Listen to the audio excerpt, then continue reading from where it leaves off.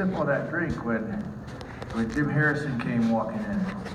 And I turned to him, I said, "Hey Jim, my name is Jesse. They tell you I was coming?" And he looked at me, and Jim only had one good eye, and he had his cane, and he looked at me, peered at me, and he said, "No," he said, "they didn't tell me you were coming."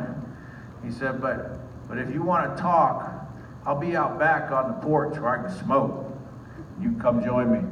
So Jim Harrison and I and Kristen spent the afternoon out on that porch, having drinks in our parkas. It was January down in Patagonia, which is kind of up in the mountains a little bit, even though it's in the desert. And by the end of it, I hadn't really talked him into coming up here, but pretty close. I hadn't talked him into reading, but I talked him into coming up.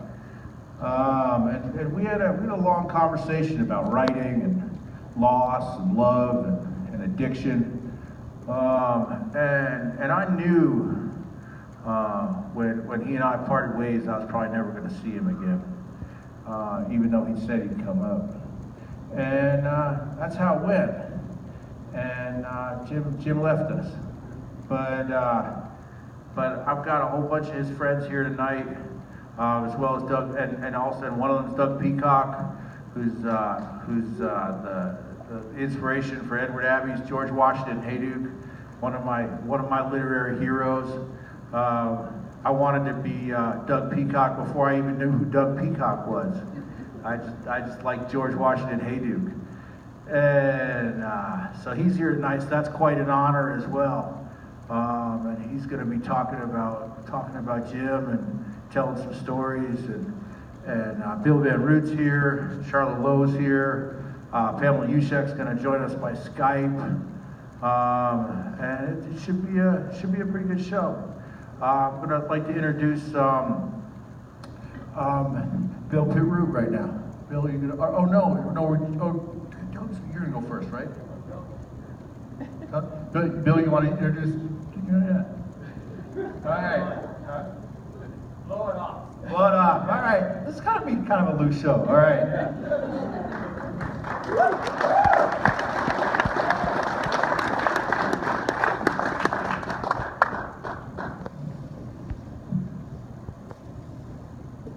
Mandy, I thought I'd just tell some stories. Is Mike working adequately back there? Yes. Okay. And the Nobel Prize for Literature was just given to Bob Dylan. That drives me silly, happy silly. You know? And in talking about the Nobel Prize,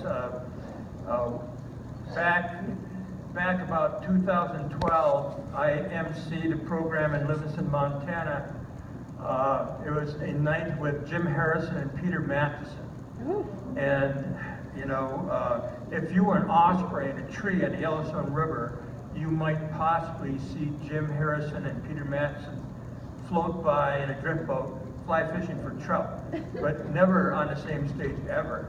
And that was Livingston's greatest literary night. And Jim, with his great generosity, he was sicker than shit, and he crawled up on that stage and read anyway. His wife Linda was in a coma in a hospital, and and Peter Matheson, a man who married me, and who was a very close friend ever since Ed Abbey died.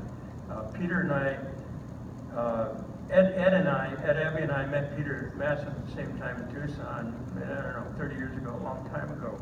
And I keep thinking, because that night I said, if any American is going to get the Nobel Prize for Literature, it should be Peter Matheson. And now, and Jim Hart Harrison, had he lived long enough, would be in that category too. And in 1 year, we've lost these incredible writers with immortality in them. And that's the one critic review word that I really value, which they did have immortality in them. They wrote classics, and they happened to be my friends. And over the past 40 years, I've had the great fortune of having been friends with older men who were also writers. And just specifically, that's Ed Abbey. Ed Abbey and I had a long, close, difficult friendship. Once I got to know Peter, we took trips together. Ed died on us, and so Peter Matheson and I decided we would write the book that Ed was going to write on Baja California. Peter would write a long introduction, I'd write the text, and we took great trips. And right after Ed Abbey died, Peter Matheson said, well, Douglas, you know, we should go up to the Grizzly Hill and we'll still get there. You know, he's only in his 60s then, and the guy was trooping into his 80s. But we did. We went up there. It was an incredible time. I'll tell the story a little later if I have time. You know, we saw 16 grizzly bears. The only time I've ever been drunk in the backcountry with grizzly bears is when Peter Matheson and I went up there. That's another story. And finally, Jim. Jim died back in March, and Peter died the year before on my birthday, on April 5th. I happened to be at Yale at the time Peter died. And, you know, for me, those are great holes in the sky. I thought to start out with here, I'd just read a brief piece that I wrote on the memorial of Jim's dying. I really didn't, I wanted to choose my words really carefully because this really wasn't about me. It was just about Jim and what a delicate, beautiful friendship that was.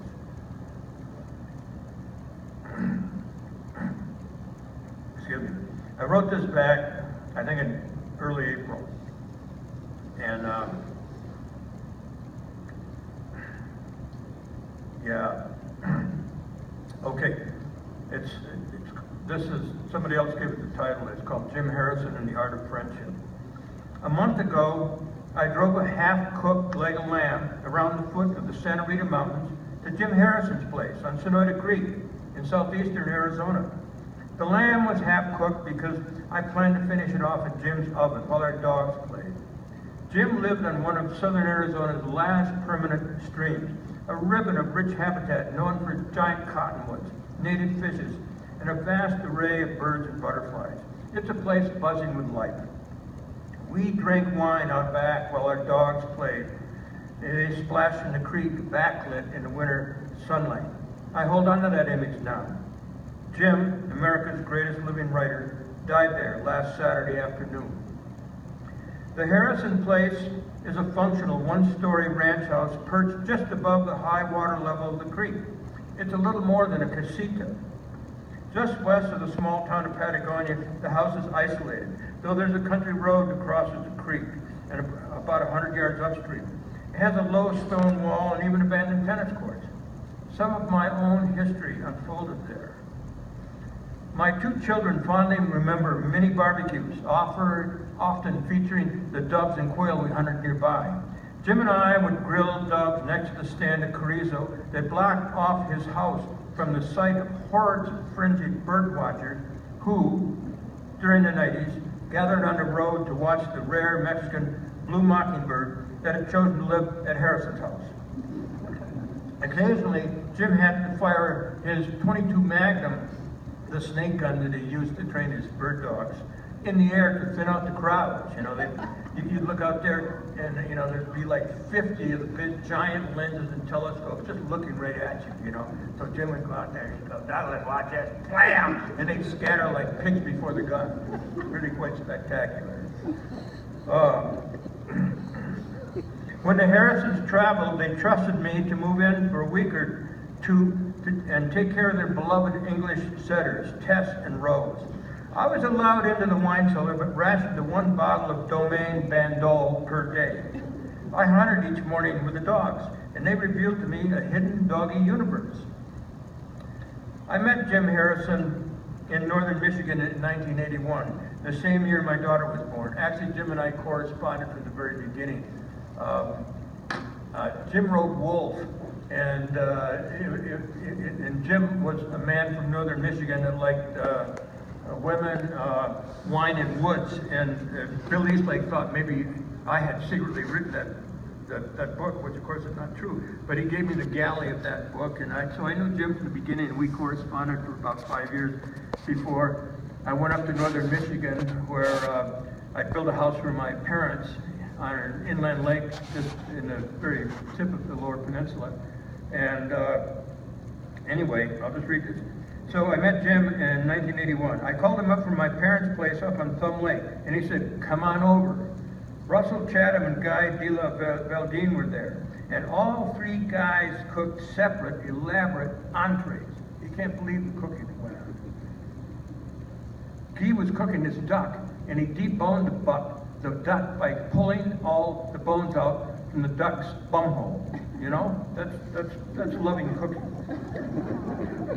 Anyway, fresh from hanging out with grizzly bears in the Northern Rockies, I wasn't used to such laborious and spirited cuisine.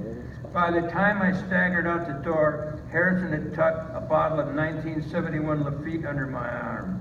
Not a bad way to treat a stranger. Between then and the time he bought his little house on Sonoyta Creek, Harrison and I took a number of camping trips, mostly in the Southwest, as Jim had little interest in meeting a grizzly bear. This was in the 80s. We visited the Cabeza Prieta, where we camped in one of Ed Abbey's two favorite camps in Daniels Wash. That's on the edge of Charlie Bell Pass. We camped at a Baba Kivri's. I had a place there. It's a Hohokam site where there's petroglyphs all over the place. It's a wonderful place. And I remember going out there on the east side of the Baba Kivri's there. It's now pretty much a migrant route, and it's not as pleasant a place as it used to be. But Jim was worried because we went out there with, I forget if we had 3 or 4 bottles of Bordeaux, and it looked like we were going to run out. And he wondered if I could go back to Three Forks, a place where the Indians bought their liquor, you know, and you know, you don't exactly have Bordeaux in such a place. Anyway, we got through the night. It was all right. Okay. I took him down to the Seri coast of Sonora, Mexico. And the place, you know, Jim and I went through the border, and I can remember, you know, in all the checkpoints, you know, like the Border Patrol, you know, they want to know, you know, they're checking you out, and I always look a little suspicious, and I'm a little, you know, naturally paranoid, and have, you know, the cornered ferret aspect to my charming personality sneaks out during border checks. And, you know, so Jim was all, and they said, "Where are you from?" Jim and his accent, "Michigan." And that was it. They just waved us through. It was the easiest trip I ever had down there. Anyway, we were down there, and we're in a great place in south of Caborca, which is a dope town now, but back in those days, it's also a place where, it's the only place in the North American continent where ancient Pleistocene hunters, the Clovis people, hunted a Gompa bear. And that is like a elephant-like thing with actually four horns kind of coming out of it. And we didn't know it was there then, but that's where we camped, and it was just an empty land where we could stand up on a mesa and see the ocean out there. It's a series of cliffs going down, and you start down the cliffs, and you see piles of snail shells, and that's where, you know, the prehistoric Indians trekked inland with a pile of snail shells and had a little sushi on one of those ledges. So anyway, Jim and I are out there, and I actually got a huge backpack on Jim on this wild mesa overlooking the Sea of Cortez. The only time, to my knowledge, he ever put one on. I had to hook the waist strap under his considerable belly because he couldn't see it, you know. And his pack was so heavy with beer and a big bottle of tequila, we had to board our hike. We had to come back, and I remember we had to camp close to the truck, and there was a desert tortoise shell there. We called it Turtle Camp. So more camping stories. In the boot hill of New Mexico, up in the empty Animas Mountains, we perhaps set a world record for cold cooking puñasco over an oak fire. I wore fingerless gloves chopping the garlic while the olive oil congealed on the outside of the frying pan. We sat around the blazing fire digesting Italian sausage we overate almost every time we cooked in the woods. And we spent the night watching tiny elf owls. It was like probably April because it's the mating season for these little elf owls.